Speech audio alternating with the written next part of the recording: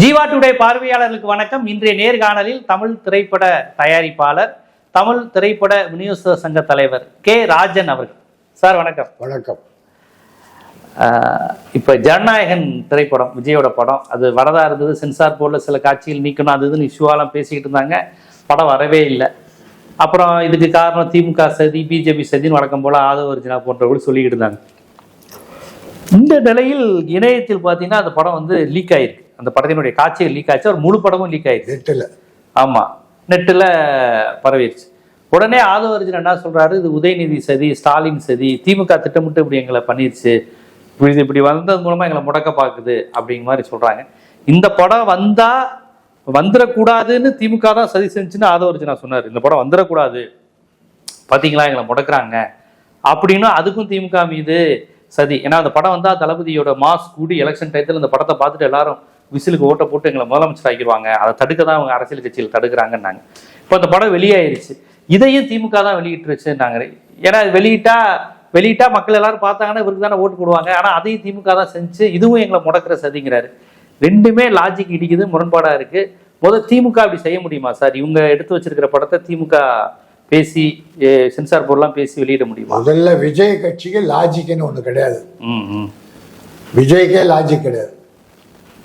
அதுலேயே அந்த ஆதவ அர்ஜுனா இருக்கு இல்லையா, பல ஏழைகளின் ரத்தத்தை உறிஞ்சு லாட்ரி சீட்டு மூலமா ரத்தத்தை உறிஞ்சிக்கிட்டு இன்னும் கள்ள லாட்டரி விட்டு இருக்கிற ஒரு ஒரு திருடர் கூட்டத்தை சேர்ந்தவர் ஆதவ அர்ஜுனா. அந்த கட்சிக்கு அழிவு ஆதவ அர்ஜுனால் தான். அவன் என்ன பேசுறான்னே தெரியல. முதலமைச்சரை முட்டாளுங்கிறான். கல்லூரி மாணவர்களை அவங்க கூட்டம் முத்து விடுவாங்கன்றான். தூண்டி விட்டுருவோம், ஸ்டாலின் உங்க வீட்டுக்கு வர வைக்கவா அப்படிங்கிற தூண்டி விட்டு நீங்க வா பார்க்கலான்றான். ஆக ஒரு தெரு பொறிக்கு பேசுற மாதிரியே இன்னைக்கு ஆதவர்களை பேசிட்டு இருக்கான். அதனால அந்த கட்சி முதல்ல பிற்காலத்தில் இல்லாம போக போகுதுன்றதுக்கு ஆதவ அர்ஜுனா ஒரு காரணம். இந்த படம் சென்சார்ல தடை பண்ணதுக்கு, எதிர்ப்பு தெரிவித்ததுக்கு மத்திய அரசு தான் காரணம். சென்சார் போர்டு மத்திய அரசின் ஒரு அங்கம். திமுகவுக்கு அதுக்கு சம்மந்தமே கிடையாது. அவங்க படத்தை கூட அங்கே கொடுத்து தான் சென்சார் பண்ணுறாங்க. அவங்க கேட்ட கட்டெல்லாம் கொடுத்துட்டாங்க. 24 கட்டு. ஏன்னா சென்சார் போர்டு வம்பு பண்ணன்னு தெரியும். அதில் மாட்டக்கூடாதுன்னு அவங்க இன்டெலிஜென்ட்டாக கேட்டதெல்லாம் கொடுத்துட்டு ரிலீஸ் பண்ணிட்டாங்க. நீ முதல்ல பண்ணது சென்சார் போர்டுக்கு ஒரு முறை உண்டு. சென்சார் சர்டிஃபிகேட் வாங்காம தேதி அறிவிக்க கூடாது, ரிலீஸ் தேதி அறிவிக்க கூடாது. இவங்க சென்சார் பண்ண உடனே ஜனவரி 9 அறிவிச்சு சர்டிஃபிகேட் வாங்குறதுக்கு முன்னாடி அறிவிச்சிட்டாங்க. சர்டிஃபிகேட் வாங்க முன்னாடி அறிவிச்சிட்டாங்க. தப்பு. அது முதல் காரணம். சின்ன தப்பு கிடைச்சாலே விட மாட்டான். இது மிகப்பெரிய தப்பு. பிறகு இவங்க கட்சி எப்படியாவது பாரதிய ஜனதாவோட கூட்டு சேர்க்கணும் என்ற முயற்சியில் இருக்கிறது. சதி பண்ண என்ன வழின்னு பார்த்தாங்க. அதுக்கு ஜனநாயகம் ஒரு காரணமாக அமைஞ்சிச்சு. அப்புறம் இது சிபிஐக்கு போகிறதுக்கு காரணமே ஆதவ அர்ஜுனா தான். கரூர் சம்பவம் நடந்த உடனே ஆதவ அர்ஜுனா எஸ்கேப், எல்லாருமே எஸ்கேப். ஆதவ அர்ஜுனா டெல்லிக்கு எஸ்கேப். அங்கே போய் பாரதிய ஜனதா தலைவர்களை பார்த்து, பாரதிய ஜனதாவுடைய வக்கீல்களை பார்த்து இது சம்பந்தமான வழக்கு தொடுக்கவும், இதை மாட்டி விட்டதே ஆதவ அர்ஜுனா தான். இல்லைன்னா இது என்னைக்கே ரிலீஸ் ஆயிருக்கு. படம் வர விடாம நிறுத்தி வச்சது காரணமே ஆதவ அர்ஜுனா தான். யார்? பிஜேபி வக்கீல பார்த்தா பிஜேபி வக்கீல் தான் அட்டன் பண்ணாங்க. சிபிஐ யாரால வந்தது? அவங்க தான் கேட்டாங்க. அதனால இத்தனைக்கும் காரணமோ இதில் இருக்க கொஞ்சம் நல்ல பேர் விஜய் கொஞ்சம் இருந்ததே கெடுத்து குட்டிச்சோர் ஆக்கிறது ஆதவ அர்ஜுனா. ஆதவ அர்ஜுனா இந்த கட்சியை ஆந்திராவில் சிரஞ்சீவி கட்சி எப்படியாச்சோ அப்படி பண்ணாம விட மாட்டான். அவர் ஏதோ திட்டத்தோடு விஜயே ஒழிக்கிறதுக்கு, விஜயவே அழிக்கிறதுக்கு ஆதவ அர்ஜுனா முடிவு பண்ணிட்டான். அதனால தான் வரம்பு மீறி பேசுறது. எனக்கு முதலமைச்சர் மேல ஒரு பெரிய கோபம் இருக்கு, உண்மையா கோபம். அவ்வளவு சம்பவம் நடந்தது, யாராவது அரெஸ்ட் பண்ண வேண்டாமா? கரூருக்கு பிறகு கரூர் சம்பவம் சட்டப்படி அரெஸ்ட் பண்ணார். கோர்ட் அப்புறம் என்ன பண்ணுறதோ பண்ணிக்கிட்டோம். அரசாங்கம் அவர் என்ன நோக்கத்தோடு பண்ணார்னா, அவர் ஒரு நல்ல நோக்கத்தோடு பண்ணார். அவர் ஒரு வார்த்தை சொன்னார், அதாவது எந்த தலைவரும் தான் தொண்டனை இழக்க விரும்ப மாட்டார். எவ்வளோ பெருந்தன்மை! ஸ்டாலின் எவ்வளோ பெருந்தன்மை அறிக்கை விட்டார். நீ ஓடி ஒளிஞ்சு 30 நாள் எங்க போனே தெரியாது. பனையூர்ல படுத்துக்கிட்டு கிடந்த ஆதவர்ஜனா கோர்ட்டுக்கு போய் இதை மாட்டி விட்டான். இல்லைன்னா அது என்னைக்கு ரிலீஸ் ஆயிரும். ஆகவே இது இப்ப நெட்டில் வந்ததுக்கு ஒன்று எடிட்டர், ப்ரொடியூசர், டைரக்டர் விஜய் 4 பேர் தான் 4 பேர் தான். இது பிரிண்ட் கிடையாது. இப்போ முன்ன மாதிரி பிரிண்ட்ல எடுத்துட்டான்னு சொல்றேன். எல்லாம் டிஜிட்டல். இந்த டிஜிட்டல் பூரா எடிட்டர் கிட்ட இருக்கும், டைரக்டருக்கு தான் தெரியும். சரி, ஒரு படத்தை இப்படி திரையரங்குக்கு வராம இப்படி இணையத்துல விடுறவங்களுக்கு சட்டப்படி தப்பு இல்லை சார்? பயங்கர தப்பு. தப்பு செஞ்சவங்களுக்கு என்ன தண்டனை? அது கோர்ட்டு பார்த்துக்கும். எந்த தண்டனை வேணா கொடுக்கலாம். தவறுக்கு ஏற்ற தண்டனையை கோர்ட்டு கொடுக்கும். ஆனா இவங்க போக மாட்டாங்க. அவங்க இப்ப எலெக்ஷன் போனா இவங்க மாட்டிக்குவாங்க. இவங்க தான் வெளியிட்டதே. இந்த படத்தை நெட்டில் வெளியிட்டதே விஜய் தரப்பு தான். இப்போ போனா இவங்க தான் மாட்டிக்குவாங்க. ஏன்னா நம்ம உதயநிதிக்கு அது எப்படி கிடைக்கும்? உங்ககிட்ட சிப்பில் இருக்குது, இல்லை எடிட்டிங் கம்ப்யூட்டர்ல இருக்கு. அது எப்படி அவங்களுக்கு கிடைக்கும்? ஒன்று எடிட்டர் யார்கிட்ட பணம் வாங்கிட்டு விடணும். விஜய் எலெக்ஷனுக்காக இதையும் ஒரு அனந்தாபம் தேடுறதுக்காக விஜய் விட்டு அப்படித்தான் வெளிவருமே தவிர இது திமுகவுக்கும் உதயநிதி ஸ்டாலினுக்கும் எந்த வித சம்பந்தம் கிடையாது. விட முடியாது, பிரிண்ட் கிடைக்காது. இது எப்படி எலெக்ஷன்? அவங்க என்ன சொல்றாங்க, எல்முருகன்ட்ட ஸ்டாலின் பேசிட்டாராம். பிஜேபி எல்முருகன்ட்ட ஸ்டாலின் பேசி அவங்க 2 பேரும் கூட்டு செஞ்சு விஜயை தோக்கடிக்கணும் பிளான் பண்ணி வெளியிட்டாங்களாம். அப்படிதான் சார் ஆதவர்ஜனா சொல்லிட்டு இருக்காரு. சார் எவ்வளவு பெரிய முட்டாள்தனம்! மூடர் முட்டாள் மூர்கர் அவங்க கூட இப்படி வர. முதல்வர் என்ன சொல்றார் ஸ்டாலின்? திமுகவுக்கும் தமிழகத்துக்கும் டெல்லிக்கும் தான் போர். அதான் டெல்லினா பாஜக சென்ட்ரல் கவர்மெண்ட்.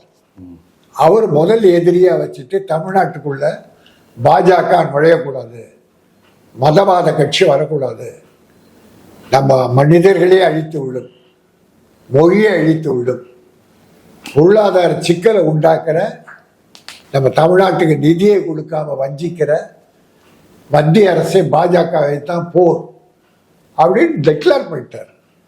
ஆனா இவனுங்க குழந்தை பிள்ளைத்தனமா முட்டாள்தனமா பாஜக திமுக கூட்டுன்றான். எப்படி கூட்டாக முடியும்? கள்ள உறவு இருக்கான். கள்ள உறவு. விஜய் தான் உண்மையிலே பாஜக எதிர்க்கிறாரு, திமுக ஒரு கள்ள உறவு பாஜகவோட வச்சிருக்கு. பாஜக தான் தாவேக்காவை இயக்குது. விஜய் இப்ப டெல்லிக்கு போயிட்டு வந்தார் இல்லையா, அப்ப சில இன்ஸ்ட்ரக்ஷன், அது சிபிஐ என்ட்ரி உள்ள நடந்துகிட்டோம், என்கொயரி. ஆனால் தனிப்பட்ட முறையில் வேறு தலைவர்கள் ஆதவர்ஜன மூலமா விஜய்க்கு சில இன்ஸ்ட்ரக்ஷன், திமுகவை எதிர்க்கணும். அதே நேரத்தில் அவங்க என்ன பண்ணுவாங்க, திமுகவுக்கும் தாவக்காவுக்கும் உறவு. அந்த மீடியேட்டர் வேலையை பார்க்கறது ஆதவர்ஜனா. அவர் பிஜேபி ஆளு தான். அவன் வந்து ஆமா மீடியேட்டர் தானே, எல்லா கட்சிக்கும் புரோக்கரா. ஒரு கோட்டீஸ்வரன் எவனுமே மத்திய அரசை எடுத்துக்க மாட்டான்.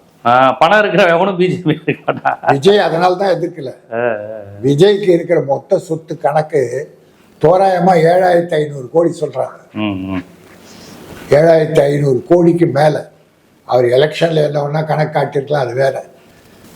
தெரிஞ்சவங்க சொல்றது அவர் மொத்த சொத்து 7500 கோடிக்கு. அவர் மிகப்பெரிய கோட்டீஸ்வரர். மார்ட்டினுடைய மருமகன் லாட்டரி சீட்டு மூலமா ஏழைகளை வருந்தி ரத்தத்தை உறிஞ்சி இன்னைக்கு மிகப்பெரிய கோட்டீஸ்வரராக இருக்கிறது.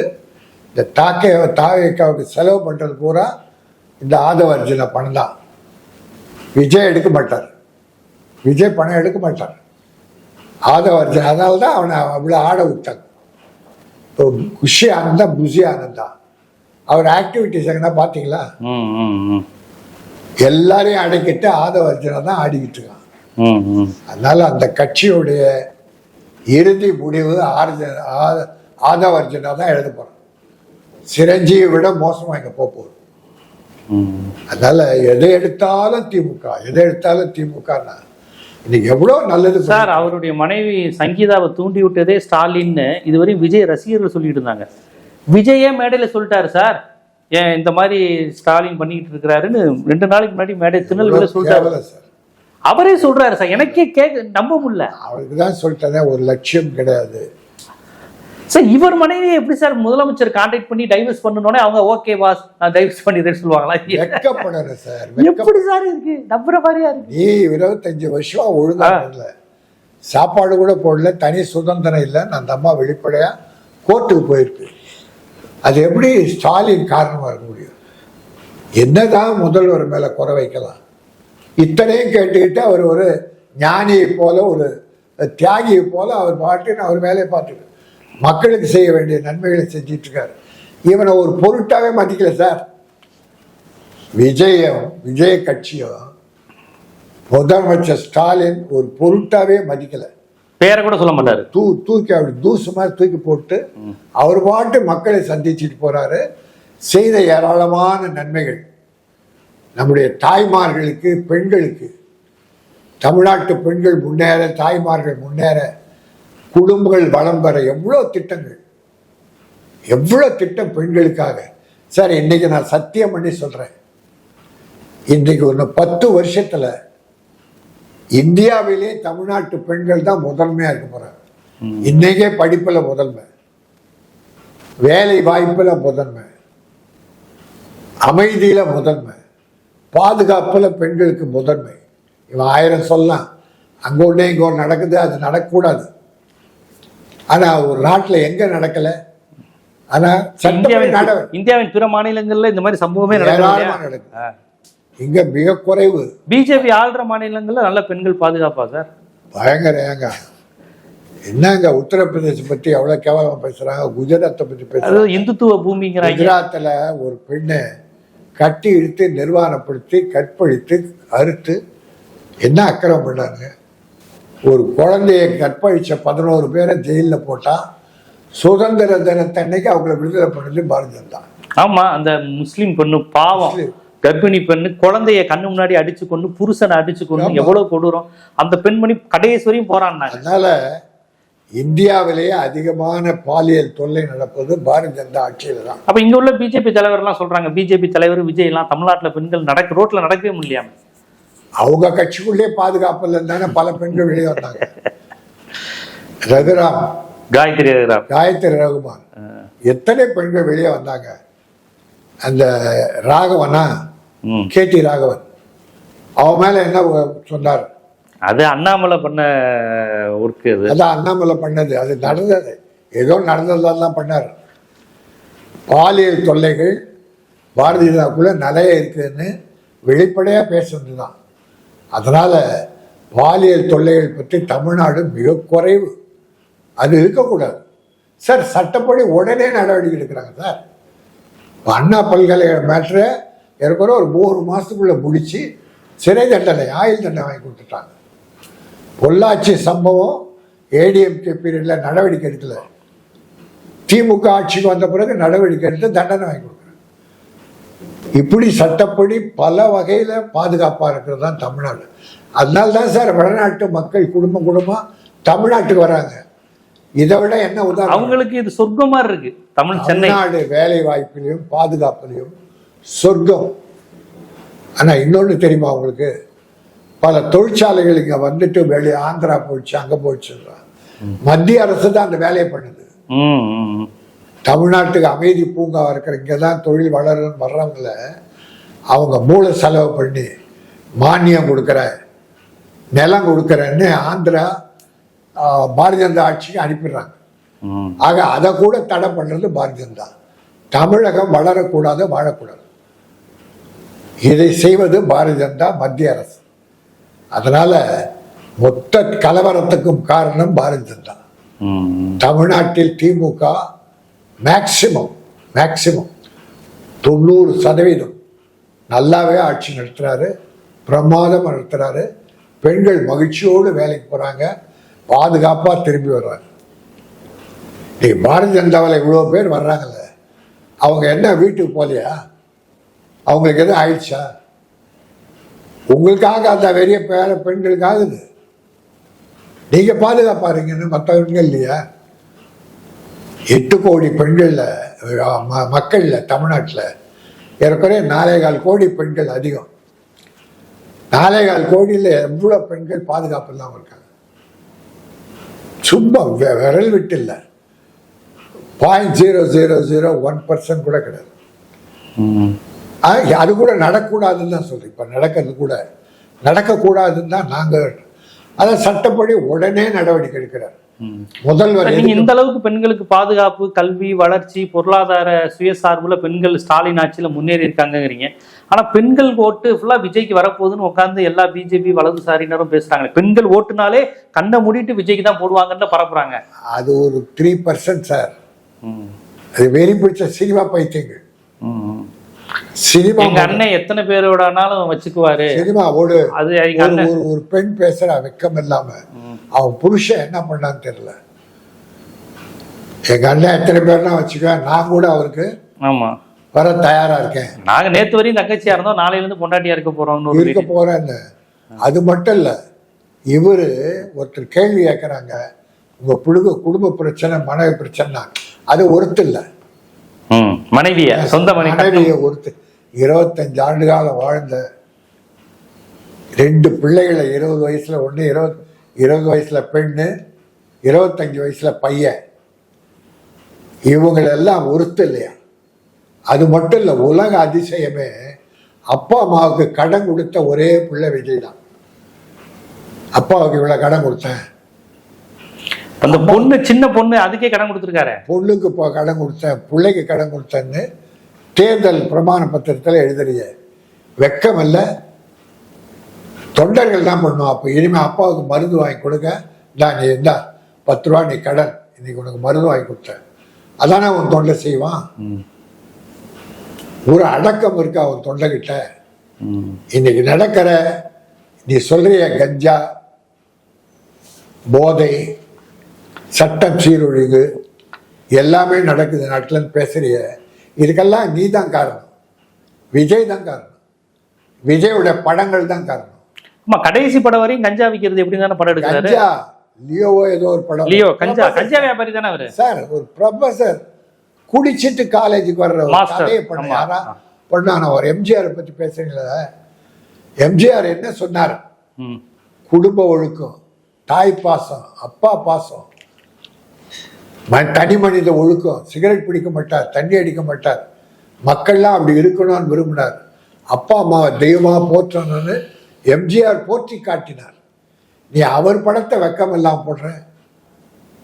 நான் 3 தலைவருக்கு பற்றி சொல்றேன். இவர் அதாவது இந்த சின்ன சின்ன வியாபாரிங்க இருக்காங்க, காய்கறி வியாபாரிங்க, நம்ம தெருவில் கடை வச்சிருப்பாங்க. அவங்க காலையில கோயம்பேடு போவாங்க, 5 கிலோ 10 கிலோன்னு ஒவ்வொரு உருளைக்கிழங்கு, தக்காளி, வெங்காயம் வாங்கிட்டு வந்து இங்கே கூறு கட்டி விற்பாங்க. அந்த மாதிரி இவன் கொத்தாச்சாடி வியாபாரி காமராஜர், அம்பேத்கர் கொஞ்சம் கொஞ்சம் இழுத்து வச்சு கடைசியில் எம்ஜிஆர் ஜெயலலிதாவே சேர்த்துக்கிட்டாரே சார். எம்ஜிஆர் அப்புறம் அதிமுக ஒரு கட்சி இருக்கு சார். நீ 7000 கோடி சொத்து வச்சிருக்க, ஒரு படத்துக்கு 250 கோடி வாங்கின, ஒரு 100 நாள் கால் ஷீட், ஒரு நாளைக்கு 2.5 கோடி சம்பளம், ஒரு நாளைக்கு 2.5 கோடி சம்பளம். எம்ஜிஆர் வாங்கினது எவ்வளவு தெரியுமா? கடைசியா 7 லட்சம் தான். அந்த சொத்து பூரா ஏழைகளுக்கு எழுதிவிட்டார். சொத்து காது கேளாத குழந்தைகளுக்கு, காது கேளாத குழந்தைகள். அப்புறம் காலேஜ், ஜானகி அம்மா காலேஜ் எழுதிட்டார்.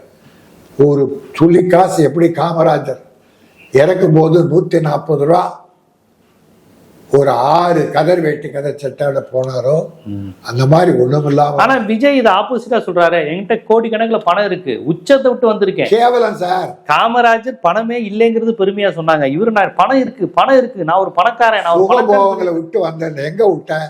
திரிஷா எதிர் வீட்லயே வச்சிட்டு இருக்க, பக்கத்து வீட்லயே. எதை விட்டேன்? பொண்டாட்டி கோர்ட்டுக்கு போறாங்க.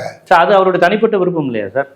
தனிப்பட்ட ஒழுக்கம் ரசிகர்கள் அதான் சொன்னாங்க சார், அது அவருடைய தனிப்பட்ட விருப்பம், அதையே நீங்க அரசியல பேசுறீங்கன்னு கேக்குறாங்க. தனிப்பட்ட வாழ்க்கையில் ஒழுக்கம் இல்லாதவன் பொது வாழ்க்கையில் ஒழுக்கத்தை கடைபிடிக்க முடியாது.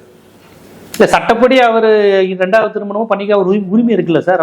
100 பண்ணிக்க இருக்கிற பொண்டாட்டை சந்தோஷமா வச்சுக்கிட்டு என்ன வேணா பண்ணிக்க. நீ வீட்டுக்குள்ளேயே ஒழுங்கா வச்சுக்கல, குழந்தைகளை ஒழுங்கா பார்த்துக்கல, அப்பா அம்மாவுக்கு சோறு போடல சார், அப்பா அம்மா கிட்ட சேர்க்கல சார், அவங்களா வம்பு பண்ணி வந்துட்டு இருக்காங்க. ஒரு நாள் வீட்டுக்கு வர்றாரு அப்பா அம்மா 2 பேருமே, காரை விட்டு இறங்குறாங்க. இவர் ஏதோ யாரோ சொல்லிட்டாங்க, அப்பாவை உள்ள விடாதீங்க, அம்மா மட்டும் வேணா, அம்மா மட்டும். இதை அவங்க பிள்ளைங்க ஃபாலோ பண்ணா குடும்ப நாடு என்ன சார் ஆகும்? பசங்க இவரோட இல்ல சார். இல்ல பசங்க இவரோட இல்ல, யாருமே இல்ல சார், தனியா இருக்காரு சார். அப்படி எப்படி சார் ஒரு மனிதன் இருக்க முடியும் தனியா? எப்படின்னா யாருக்கு தெரியும், தண்ணியா தான். ஏதோ ஒரு எங்கேயோ போகும்போது ஆதவர்ஜனா பாட்டில் எடுத்துட்டு போனாரு. ஆமா ஆமா, அது இதுல மாட்டிருச்சு, வீடியோ ஸ்கேன்ல மாட்டிருச்சு பார்த்தீங்களா. சிபிஐ விசாரணைக்கு டெல்லிக்கு போகும்போது, டெல்லிக்கு காலையில போயிட்டு ஈவினிங் வர போறாங்க. அதுக்கே அந்த நேரத்துல பிராந்தி ஒஸ்டி பிராந்தி ஃப்ளைட்ல கொடுத்து, அதையும் கேட்டதுக்கு விஜய் ரசிகர்கள் அவங்க தனிப்பட்ட விருப்பம், அவங்க காசு கொடுத்து குடிக்கிறாங்க, உங்களுக்கு என்னன்னு கேட்கறாங்க. தண்ணி போட்ட விருப்பம், தனிப்பட்ட விருப்பம். நீங்க என்ன சொன்னாலும் விஜய் ரசிகர்கள் சார் அது அவர் பர்சனல் இன்ட்ரெஸ்ட் சார், சார் அவர்கிட்ட பணம் இருக்கு சார், அப்படிதான் சொல்றாங்க. நீங்க பாக்குற மாதிரி பாக்குறது இல்லையே. முட்டாள்தனமா மூடத்தனமான ஒரு ஃபாலோயர்ஸ். ஆமா, நம்ம அவங்க ஒண்ணுமே பண்ண முடியாது, அவங்களாதான் திருந்தி அவங்க தான் அந்த கட்சியை எதிர்க்க போறாங்க. இப்ப ஏறக்குறைய 25% வெளியே வந்துட்டாங்க. சார் பெண்கள் இப்ப புரியுது சார், பெண்களுக்கு இவ்வளவு திட்டங்கள் முதலமைச்சர் செஞ்சிருக்காருங்கிறீங்க. ஆனா பெண்கள்லாம் நாங்க அந்த காசை வாங்கிக்குவோம், ஸ்டாலின் கொடுக்குற நலத்திட்டங்களை அனுபவிச்சுக்குவோம், ஆனா விஜய்க்கு தான் ஓட்டு போடுவோம்னு விஜய் ரசிகர்கள். நன்றி கட்ட பெண்கள் தமிழ்நாட்டில் இல்லை சார். தமிழ்நாட்டு தாய்மார்கள்லாம் நன்றியினுடைய தெய்வங்கள். சில பெண்கள் அப்படி இருக்காங்கன்னா அதை பத்தி நம்ம கவலை இல்லை. அது இவங்க பணத்தால் தான் அவன் கோட்டீஸ்வரன் ஆனான்னு இவங்களுக்கு தெரியல. இவன் டிக்கெட் வாங்கி 100-500 பணம் கொடுத்து வாங்கலைன்னா அந்த பணம் அங்கே போய் சேர்ந்துருக்காரு. ஆகவே இந்த தாய்மை திருந்துவாங்க பாருங்க. பெண்கள் புரிஞ்சுக்கிட்டு திருந்த ஆரம்பிச்சா அவ்வளோதான், ஓட ஓட விரட்டிடுவாங்க. அது இந்த தாவேக்காவில் நடக்க போகுது சார். அதே போல முதன் முறையா வாக்களிக்க போறவங்க விஜய்க்கு தான் ஓட்டு போடுவாங்கிறாங்களே. ஓட்டா 5% அவ்வளோதான் வருமா? 18 வயசுல இருந்து ஒரு 35 வயசு வரையும், 15 வயசுல இருந்து ஓட்டு 18ல இருந்து 35க்குள்ள ஒரு 5% இருக்கும். மற்றவங்க சில தாய்மார்கள், குடும்ப தாய்மார்கள் வச்சுக்க, அவங்க ஒரு 5%, மொத்தமே 12ல இருந்து 15%க்குள்ள ஓட்டு கிடைக்கும். சரி, நீ கட்சி ஆரம்பிச்ச நாள்ல இருந்து ஒரு வாழ்வா விட்ட, ஆட்சியில் பங்கு, அதிகாரத்தில் பங்கு. ஆமா, யாருமே வரல. கட்சி விட்டது ஏன்னா உன் குணாதிசயம் எல்லாருக்கும் தெரியும். நீ எவ்வளவு பெரிய பொய்யன் என்று எல்லாம் தெரியும். சினிமா உலகத்தில் இத்தனை கோடி சம்பாதிச்ச சினிமா தொழிலாளர்களுக்கும் சினிமாவுக்கும் நீ என்ன பண்ண? உங்க அப்பா உன்னை கஷ்டப்பட்டு இவ்வளவு பெரிய ஹீரோவா பண்ணாரு, உங்க அப்பா அம்மாவுக்கு நீ என்ன பண்ண? 25 ஆண்டு காலம் உன்னோடு வாழ்ந்தாங்க, கஷ்ட நஷ்டங்களை பார்த்தாங்க. நீ எத்தனை பெண்களோட ஆட்டம் போட்டாலும் பொறுத்துக்கிட்டு இருந்தது தெய்வமா அந்த சங்கீதா. அந்த மனைவிக்கு என்ன பண்ண? உன்னை அப்பாவை ஏற்றுக்கிட்டு ஒழுக்க நெறியோடு வெளியே சொல்லாம கஷ்டங்களை அனுபவிச்சு வாழ்ந்தாங்க அந்த குழந்தைங்க, ஒரு பெண்ணும் ஒரு பிள்ளையும். அவங்களுக்கு என்ன பண்ண? கடன் கொடுத்த. அதானே கடன் கொடுத்த சார். நான் 3 விஷயம், 3 தலைவர்களை போடுற தகுதியே இருக்குல்ல சார். காமராஜர், அண்ணா, எம்ஜிஆர், அம்பேத்கர், வேலு நாச்சியார், எந்த படமும் போட இவருக்கு தகுதி கிடையாது. ஆனா நான் சொல்றேன் கேளுங்க, இவர் அராஜகத்தை வளர்க்கிறார். சினிமா மூலமா வெட்டு, குத்து, கொலை, கொள்ளை, இவர் படம் பூரா அதான். அதை பார்த்து தான் இன்னைக்கு நாட்டில் கலவரங்கள் அதிகமாகுது. இளைஞர்கள் இந்த கொள்ளையில சம்பளம், அதுக்கு இவர் ஒரு மெயின் காரணம். இவர் படங்கள் ஒரு காரணம். ஒரு தடவை ஒரு அரசாங்கத்தை எதிர்த்து காமராஜ் ஒரு கண்டன ஆர்ப்பாட்டம் நடத்துறாரு. மவுண்ட் ரோடு வழியா தான் போகும், கலைஞராஜ் போய் மெரினா பீச், கண்ணதாசன், ஜெயகாந்தன் இவங்கெல்லாம் ஷோலாம். அது அந்த மேடை கூட்டம் முடிஞ்ச உடனே, ஊர்வலம் முடிஞ்ச உடனே மேடையில் காமராஜ் உட்கார்ந்துருக்காரு. கண்ணதாசன் பேசுறார். அப்போ வழியில பாட்டில் அடிச்சிட்டாங்க. இந்த இந்த திருவல்லிக்கை அதை கடக்கும் போது கல் பாட்டில்லாம் அடிச்சு ரத்தம் காங்கிரஸ்காரங்களுக்கு. அப்படியே கண்ணதாசன் பேசும்போது ஒரு காங்கிரஸ்காரன் மேலே போய் ரத்தம் சொட்ட சொட்ட காமராஜர் நின்றான். அப்போ கண்ணதாசன் வீழ்ச்சி போய் அடியுங்கள், நம் தொண்டருக்கு ரத்தம் வர வைத்தவர்களை ரத்தம் வர வையுங்கள் அப்படின்னு பேசும்போது காமராஜ் எழுந்து சட்டையை பிடிச்சார் சார் மேடையில். கண்ணதாசன் சட்டையை பிடிச்சி உட்கார். அதெல்லாம் தியாகம். அடி வாங்கியது தான் தியாகம், திருப்பி அடிப்பது தியாகம் அல்ல. அந்த பொது மேடையில் கண்ணதாசன் சட்டையை பிடிச்சி இழுத்து உட்கார வச்சார். அந்த அடிபட்டவனை போ, ஹாஸ்பிட்டல் போ, இங்கே வரக்கூடாது, தான் தியாகம், என் தொண்டை இப்படி கதறக்கூடாது, அனுப்பி வச்சார். அண்ணா எத்தனையோ உதாரணம், நான் சொல்றது ஒன்று சின்னது. அண்ணா மதுரையை தாண்டி ஒரு ஊருக்கு விருதுநகர் பக்கம் கூட்டத்துக்கு போறார். அப்போ காங்கிரஸ்காரங்க அப்போ வழிநடுக செருப்பு தொங்க விடுறாங்க. அண்ணாதுரை ஒரு செருப்பு சமமானவர் அப்படின்னு தொங்க விடுறாங்க. மேடையில் ஏறின உடனே கட்சிக்காரங்க சொல்றாங்க, ஐயா செருப்பு தொங்க விடுறாங்க. அண்ணா சிரிச்சுக்கிட்டே சொன்னாரு, நான் வரும் வழியில் காங்கிரஸ்காரர் எனக்கு சிறப்பான வரவேற்பு தந்தார்கள், செருப்பு மாலை தொங்க விட்டார்கள். நான் அதை எப்படி புரிந்து கொள்கிறேன் என்றால், அண்ணாதுரை நீ இந்த மக்களுக்கு கால் செருப்பாக பயன்பட வேண்டும், கால் செருப்பை போல உழைக்க வேண்டும் என்று எனக்கு அறிவுறுத்தற்காக அதை தொங்க விட்டார்கள் அப்படின்னு அண்ணா பேசுறார் சார். அந்த தலைவர்கள் எங்க? எம்ஜிஆர் நீ 7000 கோடி வச்சிருக்க, எம்ஜிஆர் கிட்ட 100 கோடி கூட இருந்திருக்காரு அந்த காலத்துல. ஆமா, 100 150 கோடியே தோட்டலாம், அது அப்புறம் பெருகி இருக்கலாம். அவரு பூந்தமல்லியில ஒரு ஸ்டண்ட் நடிகருக்கு ஃபைட்ல எலும்பு முறிவு ஏற்பட்டு அதை பார்க்க ஒரு 7 மணிக்கு போறாரு, ஷூட்டிங் முடிச்சுட்டு ஹாஸ்பிட்டலுக்கு எம்ஜிஆர். அப்போ அவன் பார்க்கும்போது அந்த அம்மா அழறாங்க, ஐயா வேற வழியே இல்லை, வருவா இல்லையா, அடிபட்டுச்சார். அந்த அம்மா இரு நான் பார்த்துக்கிறேன், கவலைப்படாத சொல்லி டாக்டரை கூப்பிட்டு அந்த பில் பூரா எனக்கு அனுப்பு அப்படின்றார்.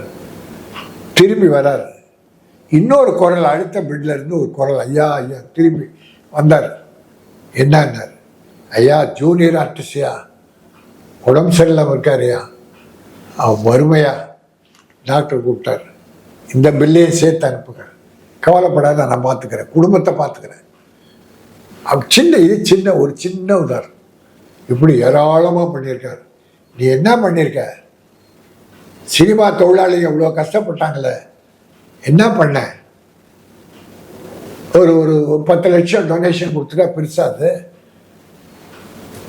ஒண்ணுமே பண்ண சார். இத்தனை போராட்டம் சினிமாவில் நடந்த தொழிலாளி ஒரு ஆதரவும் கிடையாது சார். உன் வாழ்க்கை, உன் ராஜபோஜ வாழ்க்கை, அதில் தான் வாழ்ந்தே தவிர தொழிலாளருக்காக நீ வாழலை. நீ மக்களுக்காக நீ ஒன்றும் பண்ண போறதில்ல. அன்னைக்கு 250 கோடி உனக்கு பத்தலை, இப்போ 2500 கோடி ஒரே நாளில் சம்பாதிக்கலாம்னு வந்திருக்கேன். அவ்வளோதானே தவிர உனக்கு வேற எந்த திறமையும் இல்லை. யாரோ எழுதி கொடுக்கறத 10 நிமிஷம் பேசுறா சார். மக்கள் 9 மணி நேரம் 10 மணி நேரம் வெயிட் பண்றாங்க இவரை பார்க்க. பேசுறது 10 நிமிஷம் கேட்க இல்லை, கேட்க இல்லை பார்க்க. ஆனா பேசுறத விட 10 நிமிஷம் 13 நிமிஷம். ஆனா இங்க என்ன, குளத்தூர்ல எனக்கு அனுமதி தரல, கேன்சல். கொரட்டூர்ல அனுமதி தரல, கேன்சல். 1 மணி நேரம் கொடுத்தாங்களாம். நீ பேசுறது 10 நிமிஷம் தானையா, 1 மணி நேரம் போதாதா உனக்கு? நேற்று காரைக்குடி கேன்சல். அந்த மக்கள் எவ்வளவு எதிர்பார்க்க, ஒரு நடிகரை பார்க்கறதுக்கு, தலைவரை பார்க்கறது இல்லை, நடிகரை பார்க்க. அங்க வேட்பாளர் பிரபு என்ன பேரு, ரொம்ப நல்ல பையன், நல்ல தம்பியா, நிறைய அங்க மக்களோட பழகிற ஆளா. அந்த கேண்டிடேட் எவ்வளவு பாடுபட்டு இருப்பாரு. கேண்டிடேட் பேரே சொல்ல மாட்டேங்கிறாரு, பேர் சொல்ல மாட்டேன். கலைஞர், எம்ஜிஆர், ஜெயலலிதா யாருக்கு ஓட்டு போடணும்னு பேரை சொல்லுவாங்க. பேரை சொல்ல நான் தான், அது கேட்டேன் நான் தான். 234 தொகுதியில விஜய் தான். பொம்மை செய்து வைக்க போறாங்களாம். விஜய் பொம்மையை செய்து ஒவ்வொரு வீட்டுல வைக்க போறாரு துணி கடையில. உயிரோட இருக்கிறவங்களுக்கு யாராவது பொம்மை செஞ்சு ஓட்டு கேட்பாங்களா சார்? இங்க நேரு காமராஜ் சிலை, காமராஜ் உயிரோடு இருக்கும் போதே சிலை வச்சாங்க. அப்ப நேரு வரமாட்டார், உயிரோடு இருக்கும் போது சிலை வைக்கூடாது. அப்புறம் கப்பல் பண்ணாரு, வந்தாரு, திறந்து வச்சாரு. உன்னை சிலையாய் உயிரோடு இருக்கும் போது ஒரு 50 வயசு இளைஞன், நீ எவ்வளவு மக்களை சார்ந்து பார்க்க சந்தோஷம் வரணும். ஆனா வண்டி மேல நின்று கை காட்டிருக்கூடாதா? பணக்க வண்டி ஒரு கை காட்டினாலே பார்க்க வந்த கூட்டம் தானே. நீ என்ன பெரிய அறிவுபூர்வமா பேசிட்டே என்ன? இந்திய அரசியல் வரலாற்றில் இல்ல உலக அரசியல் வரலாற்றில் விஜய் போல ஒரு மனிதர், தலைவர்னு சொல்ல மாட்டார், வந்ததே கிடையாது. ஆனா இவ்வளவு அறிவு வளர்ந்த தமிழ்நாட்டில் அதுக்கு ஒரு சினிமா ரசிகர்கள் ஓடுறாங்களே, குடும்பத்தை விட்டு 52 உயிருக்கு பலி சார். அதுவும் உலக வரலாறு. அதை பத்தி கவலைப்படல சார். கண்டிப்பா. என்ன இந்த விஜய்க்கு எவ்வளவு விழுக்காடு வாக்கு விழுன்னு நினைக்கிறீங்க? எவ்வளவு பெர்சன்டேஜ், எவ்வளவு ஓட்டு சதவீதம் விழுன்னு நினைக்கிறீங்க? 12 to 15 சார். அவ்வளவு வரும்னு நினைக்கிறீங்களா? வரலாம். 12% 10ல இருந்து. ஜெயிக்க வாய்ப்பு இல்லை எந்த தொகுதியிலையும். 1-2 இப்போ விஜயகாந்த் ஒரு தொகுதி ஜெயிச்சாங்க, அந்த மாதிரி வேணா இவர் பெரம்போறோம். அது கூட பாருங்க, மத சார்பற்றவர் சொல்லிட்டு ஜோசப் விஜய் பேரை போட்டு கிறித்துவ சகோதரர்கள் அதிகம் இருக்கிற பகுதியில போட்டு போடுறாரு. நீ எப்படி மத சார்பு இல்லாம கிறித்துவ போடு? நம்ம சகோதரர்கள் கிறித்துவர்கள், இஸ்லாமியர்கள் நம்ம சகோதரர்கள். ஒரு இஸ்லாமிய சகோதரர் இருக்கிற இடத்துல நிற்க வேண்டியதானே. ஒரு தேடி பிடிச்சு திருச்சியில கிழக்கு அது கிறிஸ்டின் பிள்ளைமாறு ஓட்டு அதிகங்கிறாங்க. பிள்ளைமாறு ஓட்டு அதிகம். அது கன்வெர்டட் கிறிஸ்டின்ஸ் அவங்க. சில பிள்ளைமாருங்க முதலியார்கள்லாம் கன்வெர்டட் கிறிஸ்டின். உங்க அப்பா கூட கன்வெர்டட் தான். கரெக்டா அதை டார்கெட் பண்ணி தான் நிக்கிறாரு. இவங்க தாத்தா அம்மா ஷேபாவுடைய அப்பா பேர் நீலகண்ட முதலியார். அவர் முதலியாரு, இவங்க பிள்ளைமாரு. அது ஒரு லவ் மேரேஜ். நல்லா வாழ்ந்தாங்க. ஆனா இப்படி ஒரு பிள்ளையை பெற்று வளர்த்தா இருப்பாரு அவங்க அப்பா, கஷ்டப்பட்டு. அவர் எவ்வளவு பெரிய வேதனை. இப்ப ஜனநாயகன் இது லீக் ஆனதுல அவங்களுக்கு எந்த வருத்தமும் இல்ல, பண்ணதே அவங்கதான். இப்ப அந்த தயாரிப்பு நிறுவனத்துக்கு நட்டம் கிடையாதா சார்? சார் இவர் பார்ட்னர், நீங்க வேற. இவங்க மேனேஜரோ யாரோ பேர் இருக்கும் பாருங்க, துணை தயாரிப்பு. இவர் பார்ட்னர். பணம் பூரா ஜெகதீஷ், பணம் பூரா அவங்களது. லாபத்துல பங்கு இவருக்கு. சரி, இப்ப விட்டா உங்களுக்கு நட்டம் தானே அது? இப்படி விட்டுறது அது ஒரு பெரிய நட்டமே கிடையாது. ஆதவ அர்ஜுனா ஏழைகள் ரத்தத்தை உறிஞ்சு லாட்டரி சீட்ல பங்கு கொடுப்பார். எலெக்ஷன்ல சிலர்லாம் பணம் அனுப்புறாங்க. அவர் திமுகவை வீழ்த்தணும்னு நினைக்கிறவங்க அவருக்கு பணம். மத்திய அரசும் பணம், மத்திய அரசு இல்ல, பாஜக. அவங்கதான் அந்த நிதி தேர்தல் பாண்டு. ஒரு 10,000 கோடிக்கு மேல அதெல்லாம் ஹெல்ப் பண்ணிடுவாங்க உங்களுக்கு. அதெல்லாம் அட்ஜஸ்ட் பண்ணி கொடுக்குறாங்க சார். கண்டிப்பா கொடுப்பாங்க. அதனால அந்த பணம் எல்லாம் இது ஒரு பெரிய லாஸே கிடையாது. இல்லைன்னா இவ்வளவு அக்கறை இல்லாம அதை பத்தி பேசாம இருப்பாரா? முயற்சி பண்ணியிருக்க வேண்டாம். அதை பத்தி பேசலையே. ஏதோ இப்பதான் போன வாரமா நம்ம பேசுறாரு அனுதாபம் தேடுறதுக்காக. ஆகவே ஒரு இரக்கம் இல்லாத, ஈவு இரக்கம் இல்லாத, மனிதத்தன்மை இல்லாத ஒரு நடிகர் தான் விஜய். அவரால் இந்த நாட்டுக்கு கேடே தவிர எந்த நன்மையும் கிடையாது. அவர் வெற்றி பெறப் போவதில்லை. சிரஞ்சீவியை விட அவரால் இப்போ ஏதோ காங்கிரஸ் இருந்தால் நல்லா இருக்கு, அதை விட மோசமான நிலைக்கு போவார். ஏன்னால் அவருடைய குணாதிசயம் அப்படி. அதை வச்சு சொல்றேன். அவர் கெட்டு போனவன் இல்லை, அவர் குணம், அவர் நடத்தை, அவர் செயல், அதை வச்சு அவரே அதை அழிச்சுக்குவாரு. கூட ஆத அர்ஜுனா ஜனகணமன பாதி முடிப்பார். இந்த ஜனநாயகன் இப்படி தப்பான முறையில் வெளியாயிருக்கு, இணையத்தில் வெளியிட்டது யாரு? இவர்கள் சொல்வது போல் அரசியல் பழி சுமத்தலாமா? இதுக்கு பின்னால் உள்ள அரசியல் என்னங்கிறத ஒரு சினிமாக்காரராகவும் அரசியல் உணர்வாளராகவும் சமூக அக்கறையில் சமூக செயற்பாட்டில் ஒரு உணர்வுடையவராகவும் பல்வேறு தரப்பிலிருந்து இந்த விஷயத்தை அணுகி நம்ம ஜீவாட்டுடைய பார்வையாளருக்கு பல்வேறு கருத்துக்களை சொல்லியிருக்கீங்க. நன்றி. வாழ்க தமிழ், வாழ்க தமிழகம், வெல்க மக்கள். நன்றி. நன்றி சார், நன்றி.